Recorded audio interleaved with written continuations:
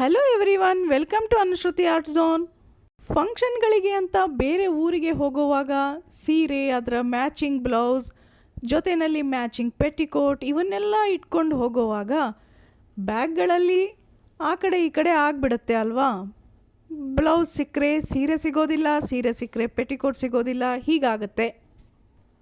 ಆ ಟೈಮ್ನಲ್ಲಿ ಬ್ಯಾಗನ್ನೆಲ್ಲ ತಡ್ಕಾಡಿ ಹುಡ್ಕೋದಕ್ಕಿಂತ ನಾನು ಈಗ ತೋರಿಸುವ ಟಿಪ್ಸ್ನ ನೀವು ಫಾಲೋ ಮಾಡಿದರೆ ಎಲ್ಲವೂ ಒಂದೇ ಕಡೆಗೆ ಜೊತೆಯಲ್ಲಿ ಇರುತ್ತೆ. ಹಾಗಾಗಿ ಪೂರ್ತಿ ವಿಡಿಯೋನ ಸ್ಕಿಪ್ ಮಾಡದೆ ನೋಡಿ. ಮೊದಲಿಗೆ ನೋಡಿ, ನೀವು ತಗೊಳ್ಬೇಕಾಗಿರೋ ಸೀರೆಯನ್ನು ಹೀಗೆ 4 ಭಾಗವಾಗಿ ಮಡಚ್ಕೊಂಡ ನಂತರ ನೋಡಿ, ವಿಡಿಯೋದಲ್ಲಿ ತೋರಿಸ್ತಾ ಇದ್ದೀನಲ್ವ, ಅದನ್ನು ಮತ್ತೆ ನೀವು ಮೇಲಿನಿಂದ ಮುಕ್ಕಾಲು ಭಾಗದವರೆಗೂ ಮಡಚಬೇಕು. ಇಷ್ಟಾದ ನಂತರ ಇದು ಕೆಳಗಿನ ಸ್ವಲ್ಪ ಭಾಗ ಉಳಿದಿತ್ತಲ್ವ, ಅದನ್ನು ಹೀಗೆ ಮುಕ್ಕಾಲು ಭಾಗ ಮಡಚಿದ್ರ ಮೇಲ್ಗಡೆಗೆ ನೀವು ಮಡಚಬೇಕು. ವಿಡಿಯೋ ನೋಡ್ತಾ ಇದ್ದರೆ ನಿಮಗೆ ಕರೆಕ್ಟಾಗಿ ತಿಳಿತಾ ಇದೆ ಅನ್ಕೋತೀನಿ.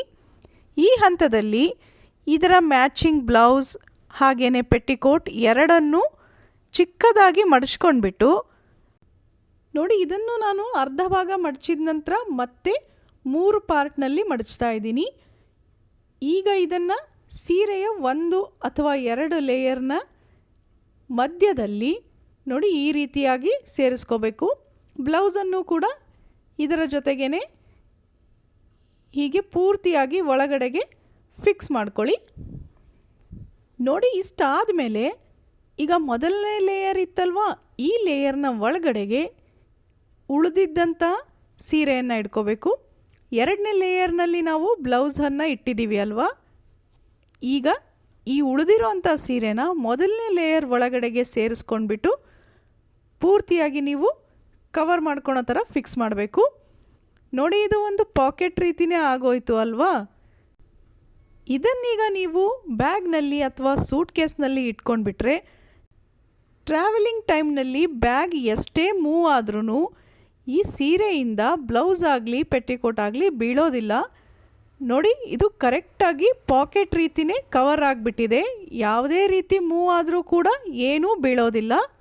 ನೀವು ಫಂಕ್ಷನ್ ದಿನ ಇದೊಂದನ್ನು ಹೊರಗಡೆ ತೆಗೆದುಕೊಂಡ್ಬಿಟ್ರೆ ಆಯಿತು. ಇದಕ್ಕೆ ಬೇಕಾಗಿರುವಂತಹ ಮ್ಯಾಚಿಂಗ್ ಎಲ್ಲವೂ ಇದರ ಜೊತೆನೇ ನಿಮಗೆ ಸಿಕ್ಕಿಬಿಡುತ್ತೆ. ನೀವು ಎಲ್ಲಾದರೂ ಬೇರೆ ಊರಿಗೆ ಹೋಗೋವಾಗ ಈ ಐಡಿಯಾನ ಫಾಲೋ ಮಾಡಿ ನೋಡಿ. ಈಗ ಇನ್ನೊಂದು ಐಡಿಯಾ ತಿಳಿಸ್ಕೊಡ್ತೀನಿ ನೋಡಿ. ಇದರಲ್ಲಿ ನೀವು ಸೀರೆಯನ್ನು 4 ಭಾಗವಾಗಿ ಮಡಚ್ಕೊಂಡ ನಂತರ ನೋಡಿ, ಇಷ್ಟು ಗೊತ್ತಾಗ್ತಿದೆ ಅಲ್ವಾ, ಈ ರೀತಿ 4 ಭಾಗವಾಗಿ ಮಡಚ್ಕೊಂಡ ನಂತರ ಇದನ್ನೀಗ ನೀವು ಮತ್ತೆ 3 ಪಾರ್ಟ್ನಲ್ಲಿ ಮಡಚಬೇಕು. ನೋಡಿ, ಈಗ ತೋರಿಸ್ತೀನಿ. ಇದನ್ನು ಒಂದು ಸೈಡ್ನಿಂದ ಮಧ್ಯದವರೆಗೆ ಮಡಚ್ಕೊಳ್ಳಿ, ಮತ್ತು ಇನ್ನೊಂದು ಸೈಡ್ನಿಂದ ಅದನ್ನು ಮತ್ತೆ ಮಧ್ಯದವರೆಗೆ ನೀವು ಮಡಚಬೇಕು. ಈಗ ನೋಡಿ, ಇದನ್ನು 3 ಪಾರ್ಟ್ನಲ್ಲಿ ಮಡಚಿದ್ವಿ ಅಲ್ವಾ, ಅದನ್ನೀಗ ಮತ್ತೆ ಮೇಲಿನಿಂದ ಮುಕ್ಕಾಲು ಭಾಗದವರೆಗೆ ಮಡಚ್ಕೊಳ್ಬೇಕಾಗತ್ತೆ. ಹೀಗೆ ಮಾಡೋದ್ರಿಂದ ಸೀರೆಯ ಅಗಲ ಕೂಡ ಕಡಿಮೆ ಆಗುತ್ತೆ. ಇಷ್ಟಾದ ಮೇಲೆ ನೋಡಿ, ಇದಕ್ಕೆ ಬೇಕಾಗಿರುವಂತಹ ಪೆಟ್ಟಿಕೋಟನ್ನು ನೀವು ಇದ್ರ ಒಳಗಡೆಗೆ ಉದ್ದಕ್ಕೇ ಇಡಬೇಕು. ತುಂಬ ಸಣ್ಣಗೆ ಮಡಚೋದು ಬೇಕಿಲ್ಲ. ನಂತರ ಈಗ ಬ್ಲೌಸನ್ನು ತಗೊಂಡ್ಬಿಟ್ಟು ಹೀಗೆ ಬ್ಲೌಸ್ನಲ್ಲಿ ಸೀರೆ ಮಡಚಿದ್ವಿ ಅಲ್ವಾ, ಅದನ್ನು ಅದರ ಮೇಲೆ ಇಟ್ಟು ನೋಡಿ, ಹೀಗೆ ಅದನ್ನು ಸೀರೆ ಒಳಗಡೆಗೆ ಸಿಗಿಸ್ಬಿಟ್ಟು ಆ ನಂತರ ಅದರ ಮೇಲೆ ಬ್ಲೌಸನ್ನು ಕವರ್ ಮಾಡ್ಕೊಳ್ಳಿ. ಇದನ್ನು ಸರಿಯಾಗಿ ಸೇರಿಸ್ಕೊಂಡ ನಂತರ ಈಗ ಬ್ಲೌಸ್ನ ಸ್ಲೀವ್ಸ್ಗಳನ್ನು ಒಳಗಡೆಗೆ ಮಡಚ್ಕೋಬೇಕು.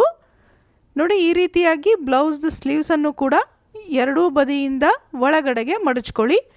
ಎಕ್ಸ್ಟ್ರಾ ಉಳಿದಿರೋ ಅಂತಹ ಬ್ಲೌಸನ್ನು ಕೂಡ ಒಳಗಡೆಗೆ ಸೇರಿಸ್ಕೊಂಡ್ಬಿಟ್ಟು ಈಗ ಇದರ ಮೇಲೆ ನೀವು ಸೀರೆಯನ್ನು ಮಡಚಬೇಕಾಗತ್ತೆ. ಈಗ ನೋಡಿ, ಸ್ಲೀವ್ಸನ್ನು ಮಡಚ್ಕೊಂಡಾದ ನಂತರ ಬಾರ್ಡರ್ ಇರುತ್ತಲ್ವ, ಸೀರೆಯ ಬಾರ್ಡರಿನ ಭಾಗವನ್ನು ಈ ರೀತಿ ಒಳಗಡೆಗೆ ಮಡಚ್ಕೋಬೇಕು. ಆ ನಂತರ ಇನ್ನೊಂದು ಬದಿಯಿಂದ ಮಡಚ್ಕೊಂಡ್ಬಿಟ್ಟು ಅದನ್ನು ನೀವು ಇದ್ರ ಒಳಗಡೆಗೆ ಸಿಗಿಸ್ಕೋಬೇಕಾಗತ್ತೆ. ನೋಡಿ ಈಗಿದು ಎಷ್ಟು ಚಿಕ್ಕ ಪಾಕೆಟ್ ಥರ ಆಯಿತು. ಇದರ ಒಳಗೇ ಇದಕ್ಕೆ ಬೇಕಾಗಿರುವಂತಹ ಎಲ್ಲ ಮ್ಯಾಚಿಂಗು ಕೂಡ ಸಿಕ್ಕಿಬಿಡುತ್ತೆ. ನೋಡಿ ಈ ಥರ ಇಡೋದ್ರಿಂದ ಬ್ಯಾಗ್ನಲ್ಲೂ ಕೂಡ ತುಂಬ ಕಡಿಮೆ ಜಾಗ ಸಾಕಾಗುತ್ತೆ. ಇದು ಕೂಡ ಬ್ಯಾಗ್ನಲ್ಲಿ ನೀವು ಹೇಗೆ ಇಟ್ಟರೂ ಏನೂ ಬೀಳೋದಿಲ್ಲ. ಈ 2 ಐಡಿಯಾಗಳು ನಿಮ್ಮೆಲ್ಲರಿಗೂ ಇಷ್ಟ ಆಯಿತು ಅಲ್ವಾ? ಹಾಗಿದ್ರೆ ವಿಡಿಯೋನ ಲೈಕ್ ಮಾಡಿ, ಬೇರೆ ಎಲ್ಲರ ಜೊತೆಗೆ ಶೇರ್ ಕೂಡ ಮಾಡಿ. ಇದೇ ರೀತಿಯ ಇನ್ನಷ್ಟು ಇಂಟ್ರೆಸ್ಟಿಂಗ್ ವಿಡಿಯೋಗಳಿಗೋಸ್ಕರ ನಮ್ಮ ಚಾನಲ್ನ ಫಾಲೋ ಮಾಡಿ. ಮತ್ತೆ ಭೇಟಿಯಾಗೋಣ. ಧನ್ಯವಾದಗಳು.